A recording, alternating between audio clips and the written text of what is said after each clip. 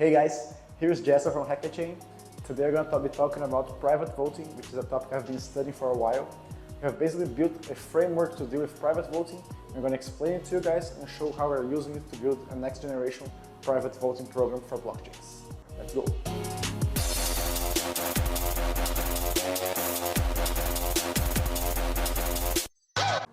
Whenever we talk about voting, we're actually talking about a process that an organization of people, so it can be like a nation, a company, a DAO, or any sort of organization, makes decisions together about some sort of issue. So it's usually a question, like who should be our leader, or what should do with set amount of money, or what should we dedicate our resources for. And there is a process for different people putting their votes, and a way to count those votes to actually make the decision of the entire organization as a result of the vote.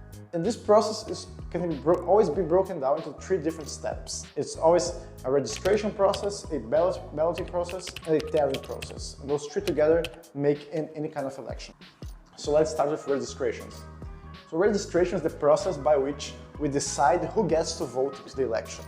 If you think about an election like a national election, you probably have to get your voter title that requires you to prove you're a citizen sometime before the election so that you can actually come in the day and cast your vote. So in a real life, this will be the process of acquiring a voting title. When you talk about blockchain, we have different ways to do registration. And registration in the end is always a way of doing civil resistance.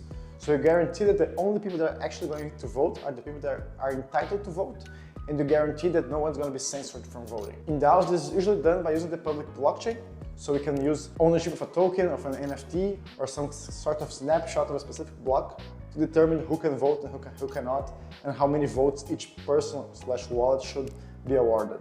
So this is the process by which we choose who gets to vote, and it's a means of civil resistance. So this is the first component, and then we go into balloting. So balloting is the process by which people that have registered do cast their votes for someone or some proposal. In a national election, you would first get your voting title, and then on the election day, you would bring it to the ballot so that you can show to the election officer that you are a valid voter. They are going to verify it, and after they verify it, they allow you to actually write down your vote and cast it into the ballot. And this process of running the ballot, verifying that only valid votes can be cast by people that have been registered before, and making sure that the voting data is kept private and untouched inside of the ballot, is the work of the balloting phase of the election. When we talk about DAOs, we're usually talking about using the blockchain here. The blockchain is an immutable ledger. You can just post transactions and let them be your votes. So you put a transaction, a smart contract is going to be verified that you have registered before, and then it's going to allow you to cast your vote. And your vote is going to be stored in the blockchain so that no one can tamper with it. So this is the idea. The idea of the balloting is having valid votes and available votes. So keeping the information available and knowing that it's from registered people that should be able to vote. And the final process is the tally.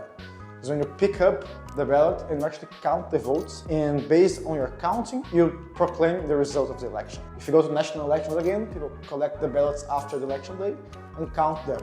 And counting is not only counting the number of votes for each one, but it's actually applying the election logic. So if you have like a direct vote where the person with the most votes win, it's a simple format to calculate. But you can have, for instance, delegate votes like we have in the US national elections, or you can have like multiple party-based elections for representatives like they have it in Germany and other places. So you can have different formulas to see who won the election or which proposals would win and by which margin, but they are always a tallying process. You open the votes and you count them. So this is announce the result, announce and prove the result, so that no one can question the election. And this is super easy for our DAOs on-chain, because they basically just pick all the data that came from the transactions, they count it on the smart contract, and based on that they announce the result as an event or by triggering some sort of action in the blockchain. And this is how regular vote works. And the reason, why do you need private voting? Like, what's the big catch here? The big catch is votes in DAOs have a ton of issues. So the first issue of registration, since every time you cast a vote, you have to prove that you're registered, you actually reveal your identity, because you reveal which wallet you own, how many tokens you have, and who you are. And by showing that, you're actually making yourself vulnerable. Because sometimes you are not going to be able to vote with your heart or with your mind, because you have friends or relationships inside of the DAO that want you to vote for them, and that might take it badly if you don't. And you don't want to mess up your reputation, you don't want to lower the chances of your own proposal not passing because people haven't really liked you since you didn't vote for the proposal. So it's a lot of political issues that we get involved in because you can't have private votes in the registration phase. So the first thing we have to do for privacy is allow people to conceal who is voting and with how many votes. This is one of the main things. And the way registration works is by proving you belong to a set of people that should have a right to vote. And this is usually done by having a list of people that's stored like as a Merkle tree or as a simple mapping, and checking that with solidity in a smart contract. And the way you can solve this is with ZK. You can actually make information private by using zero-knowledge proofs. The basic idea is you have a proof of registration that shows to the person that is evaluating the smart contract that you have done the registration process correctly, that you are in a specific list of allowed voters without saying who you are. And you just post a nullifier, which is kind of a number that you register with your vote, so that if someone tries to use your proof again, it's not going to be accepted because your nullifier was already used once. It's like a random value. So with those two things, you can generate a way to do private registration and not reveal who's voting. So let's say I have 10 tokens in a DAO, I have 10 votes, and when I go to vote, instead of just doing a transaction with my account, I build a zero-knowledge proof on the browser that says I'm entitled to 10 votes, and I send the proof to a relayer, which is a different blockchain account, that's going to sign the transaction for me and put it on-chain. And through this way, no one knows which account cast the vote because it was sent from a random relayer account, and it only contained the proof and not the actual information. So registration is very straightforward to solve with ZK, and that's what we're doing in our framework. The main problem is when it comes to balloting and tallying. The problem here is not who's voting anymore, but the problem is who that person is voting for. So how can we make sure that no one can see who each vote is voting for during the election?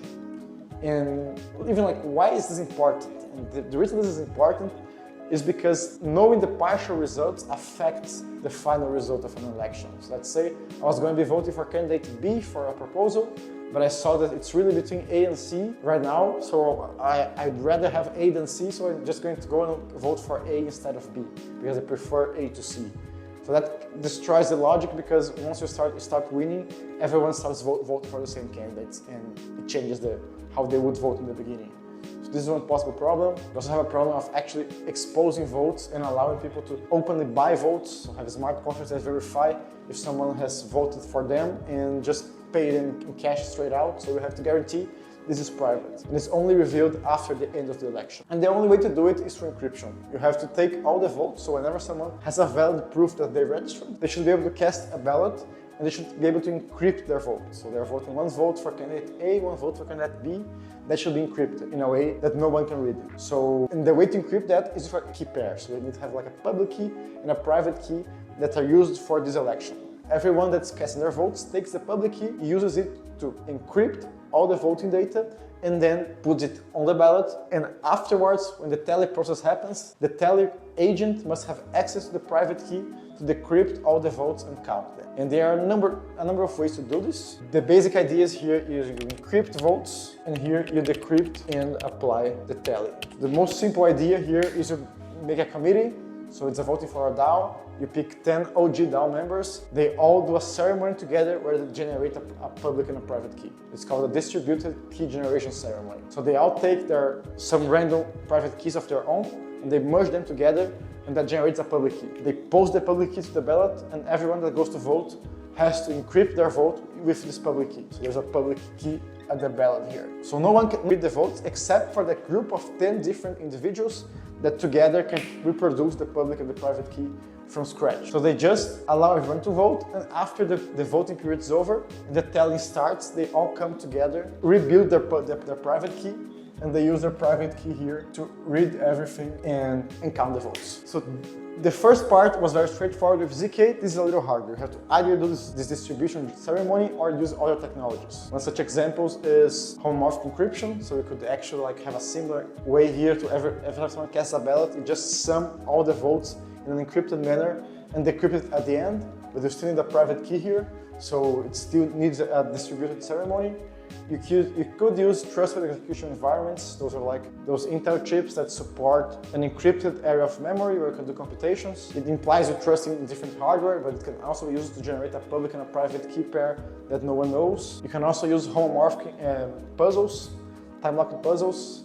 The idea here is also you can just sum encrypted votes and at the end have a private key be discovered. But the whole key here is you need to have a way to generate a public key and a private key, and this public key must be public for everyone to encrypt their votes, but there must be a secure way to generate the private key only after the voting is over. Be it because there are people compromised into only revealing it after the date, or be it because you have a cryptographic primitive like a time-based encryption or some sort of trusted environment that's committed to only revealing the result later. But this is the main key to build the private voting. It's a ZK component for registration and then a way to do a public key and a private key in a distributed way for the balloting and tallying. And this is how we're solving it for the first version of the protocol that we're building. We're doing ZK here for registration and a module for distributed key generations. Future versions are probably going to be using homomorphic encryption and time-locked puzzles to do it.